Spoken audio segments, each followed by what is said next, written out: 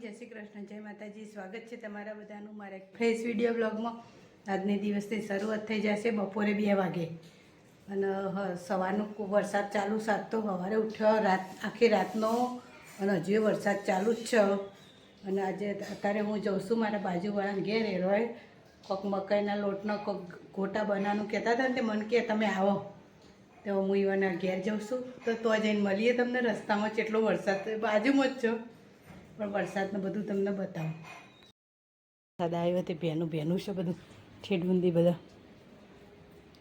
જો અમારો રોટલોય ભેનું છે અનારીએ અને કોણું કરી તાણે જો તુલસી અને મેં કહું પાણી ભરાઈ જતું હતું આખું તે કોણું કરી. હવે વરસાદ તો રોડ આખો ભેનો છે, બધે ભેનું છે.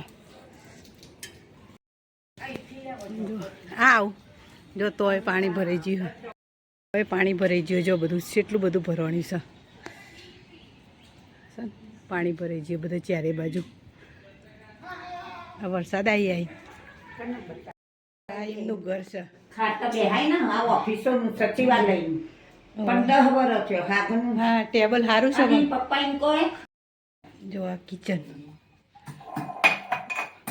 શું બનાવ્યું આમાં શું નાખ્યું? આમાં જો ધોણા અને મરી બેટી છે, લીલા મરચા, લીલી કોથમીર, લીલી મેથી, ગરમ મસાલો છે.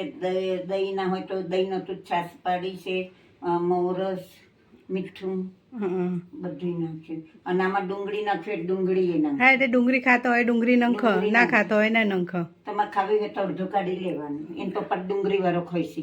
હા તો વાંધો નહીં. અંદર ધાણા અને મરી નાખી અને તૈયાર કરી દીધું છે. ખીરું હજુ તો કઠણ છે એટલે થોડું ઢીલું કરવું પડશે. અને એક બાજુ તેલ મૂકી દીધું છે ગરમ કરવા. અને આજે મકાઈનો લોટ ને લીલા મરચાં ને ધાણા ને મરી ને મીઠું ને લીલા મરચાં બધું ઘણું નાખ્યું છે. જો બહાર વરસાદ ચાલુ થઈ ગયા. આ રીએ મારું ઘર અને આ બાજુવાળાનું ઘર. બહાર તો વરસાદ ચાલુ થઈ ગયો પાછો. તો તમારા ગાઉને સરસ જ આવી જાય. જો લલીબા ગોટા તરવાનું ચાલુ કરી દીધું છે. જો મકાઈના ગોટા બનાવી છે લલીબા. મને સ્પેશિયલ બોલા ગોટા બનાવવાનું શીખવા. મને તો મારી મમ્મી જેવી યાદ આવી જાય. લલીબાએ મકાઈનો મને હોય આલે સાઈડમાં ટકે. જો આખો વાટકો ભરીને મને આલે. બોલો આટલો બધો કે સાહેબ ખાસી સાહેબ માટે લઈ જાઓ. તેવા ઢોકીને મૂકી રાખું એટલે સાહેબ બગડા આવે એટલે ખાસી બીજું વાટકામાં ઢંકાતું હોય નહીં. આવું જ છે કામકાજ. જીવન ઘેરથી મારા ઘેર આવતા આવતા જોજો હું પલળી જઈ. એટલો વરસાદ આવે છે. આખું પલળી જઈને મારું બધું એટલો અતિશય વરસાદ આવે છે. જીવન ઘેરથી મારા ઘેર આવતા આવતા એટલું પલળી જવાની. બોલો મારા હેડો હવે કેટલા વાગી જાય ખબર? 3 વાગી ગયા છીએ. હવે થોડી વાર આરામ કરીએ અને પછી હવે 5 વાગે તો સાહેબ આવશે એટલે ચા બનાવો નાસ્તા કરવાની મનમાં રાત થઈ જશે. રોધન ફોની લઈને રાત થઈ જશે. વરસાદમાં આવીએ ને એટલે આ ચશ્મા આવા થઈ જાય. હવે ચોક જઈએ ને વરસાદમાં એટલે પાણીવાળા થઈને આવા થઈ જાય. એટલે પછી કશું દેખાય નહીં, કશું નહીં. એટલે આવું કામકાજ. અને બહાર તો જોરદાર વરસાદ ચાલુ છે બરાબરનો. કદાચ દેખાતો હોય જો બરાબરનો વરસાદ ચાલુ. એ બાજુમાં ત્યાં પાણી ભરાઈ ગયું. તળાવ ભરાઈ ગયું ને આખું એ બરાબરનું. આવું છે વરસાદ હજુ સતત ચાલુ છે. સવારે કાલ રાતનો વરસાદ ચાલુ છે ને તે હજુ વરસાદ ચાલુ છે. અને જો ભરાઈ ગયું ને એ તળાવ આખું. એટલું બધું તળાવ ભરાઈ ગયું છે.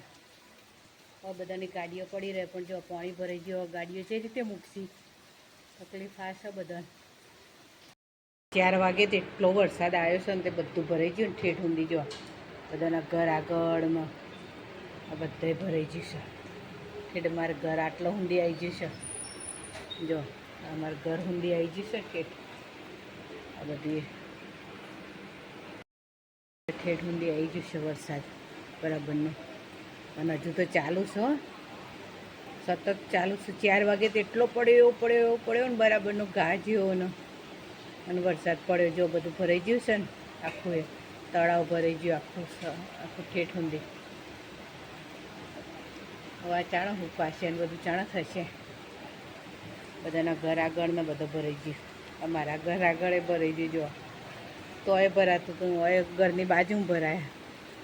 ઘર આગળ તો નહીં ભરાતું, પણ ઘરની બાજુમાં ભરાય છે બધું. લલીબાન ઘેર જઈને આવીને એ પછી અડધા કલાક પછી તો એવો વરસાદ પડ્યો, એવો પડ્યો ને તે બધો બોળા બતાવે ને તમને, એટલા બધા બોળા બધું ભરાઈ ગયું ને આ બાજુ એ તળાવ જેવું ભરાઈ ગયું ને આ મારા ઘરની બાજુની જગ્યા છે ને કોમન પ્લોટ આખો ભરાઈ ગયો છે. એટલો વરસાદ પડ્યો છે અતિશય. આ તો સાહેબે નહીં આવ્યા, કોઈ આવી જ નહીં ઘેર. આખો દાડો છે ને પણ કોઈ ઘેર આવ્યું નહીં. આ વરસાદમાં કામ ધંધા કરી છે, બોલો શું કરીએ. આવું કામકાજ છે આખો દાડો. સવારે ઉઠી તારની હું એકલી શું તે હજુ એ કોઈ આવી નહીં ઘેર. ખાલી વચ્ચે લલીબાન ઘેર જઈ આવી હું ઘડી ચાલુ વરસાદમાં.